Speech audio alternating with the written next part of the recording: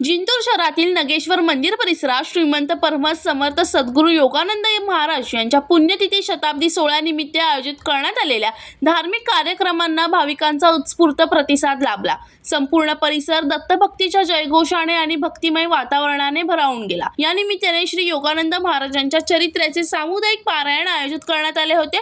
गुंज संस्थानाचे भक्तेश भाई देसाई आणि गुंजेश भाई देसाई यांच्या प्रमुख उपस्थितीत हा सोहळा पार पडला। कार्यक्रमाची सुरुवात योगानंद महाराजांच्या प्रतिमेचे पूजन आणि वैदिक मंत्रोपचाराने करण्यात आली। यावेळी श्री नारायण कोठेकर रचित श्री योगानंद महाराज सरस्वती सप्तशती ग्रंथाचे पारायण करण्यात आले। त्यानंतर दिगंबरा दिगंबरा श्रीपाद वल्लभ दिगंबरा या मंत्राचा 1 तास सामूहिक जप करण्यात आला। पुढे गुंज संस्थानाची प्रसिद्ध पंचपदी मोठ्या भक्तिभावाने सादर करण्यात आली। दत्तभक्ती नामस्मरण आणि आध्यात्मिक वातावरणाचा अनोखा अनुभव घेत उपस्थित भाविकांनी सोहळ्याचा आनंद लुटला। या धार्मिक कार्यक्रमामुळे जिंतूर शहरात भक्ती आणि श्रद्धेचे वातावरण निर्माण झाले होते। मनोज टाक, जनशक्ती, जिंतूर।